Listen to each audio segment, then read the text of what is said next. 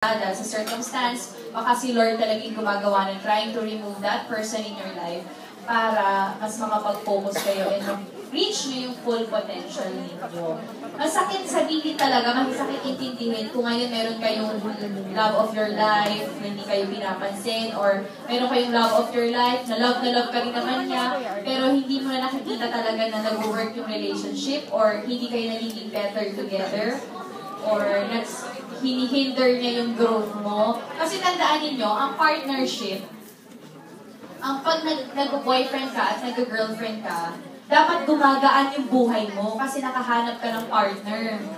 Gumagaan, sumasaya, hindi yung may tinatago ka, bumibigat, yung parang mas gusto mo na yung nakaka-hinder siya sa pag-aaral mo, siya na yung gets mo, yung hindi ka nag-grow positively, nagsastop yung growth mo. Ako nangyari sa akin yan, parang nag-stop yung growth ko. Hanggang 12 pa lang ako. Ganon, nagigets niyo ba yung point ko? Yes! Dapat yung makakasama niya, yung pipiliin yung makakasama, tutulungan kang isolve yung problem mo sa buhay, hindi yung siya ang problema mo.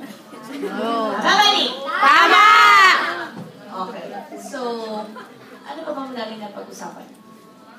So, ito, meron pala ako ditong part. Kasi yung book ko, nag-start to, letter I should have written to myself a long time ago nung ako ay heartbroken. Feeling ko heartbroken ako. Parang tayo, ayaw ko na sasabihin ng friends mo, breakan mo na. Hindi natin ginagawang option yung break. Kasi natatakot tayong mag-isa. Ewan ko, ako ganon. Ganon ba kayo? Yes. Yung parang, alam mo naman na dapat kung hiwalayan, nagtatanong ka pa. Tanong ako ng tanong, sabi niya, breakan mo, breakan mo. Breakan mo, hindi. Tapos magpapaliwanag ko, hanggang sa makuha natin yung sagot na gusto natin, hindi, gusto mo, i-text mo. Sige. Kumali pa tayo, iyak-iyak, maghanap ng advice, pero inaantay lang natin may magsabi sa atin na, sige na, i-text mo, sige, habulin mo. Diba? So, gusto ko lang i-strengthen or sabihin sa mga tao na makakabasa ng libro ko na it's not really lonely to be alone. Tapos, yung last part ko dito is grammar ko.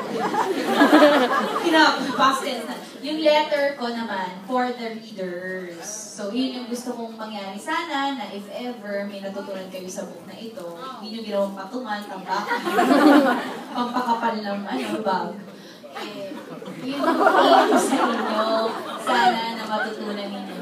I want you to love yourself first, know your worth, protect your heart.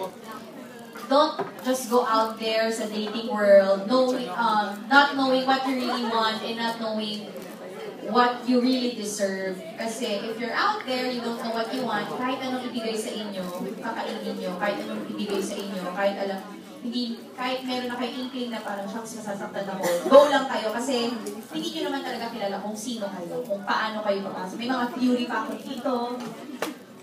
So, ayun. So, meron din akong naisip, hindi ko nailagay yung theory na to na, alam nyo, sa buhay, we never really, hindi tayo nag-elevate sa buhay, hindi tayo binibigyan ni Lord ng panibagong yung makakataas sa buhay natin. Kasi di ba dapat progress tayo? Hindi tayo nagpo-progress sa isang sitwasyon kung wala tayong natututunan sa past relationships or sa past problems natin. Just like, pag nasa grade school tayo, hindi tayo magiging grade 2 kung hindi tayo pumasa sa grade 1. Kung wala tayong natutunan sa grade 1. Hindi tayo magiging high school kung binagsak natin ang NEET. May NEET pa ba exam? Ang NEET test or ang ating exam ng grade 6. Diba? Kasi hindi ka pa pwedeng pumasok or mag-elevate ng grade or hindi ka pwedeng mag-high school, hindi ka pwedeng pumasa ng college kung hindi ka pumasa ng high school. Kung wala kang natutunan. Hindi pwedeng from grade 1 college ka kaagad, tapos ka kaagad. So, proseso yun. So, minsan, kapag hindi ka pag bumagsak ka sa exam, anong ginagawa sa ng teacher? Si ano lang yun, si Ate Mercy. Kahit sa ano nyo, pang mga pre-rec yung mga subjects, kailangan mong mag-repeat. Ganon din tayo sa buhay. Hanggat hindi tayo natututo sa past relationship, hanggat ginagawa natin ang ginagawa, ang dati natin ginagawa, at hindi tayo natututo, wala tayong banibago, wala tayong realizations, hindi tayo tatanggalin ni Lord sa sitwasyon na yun. Ibabalik at ibabalik na tayo hanggang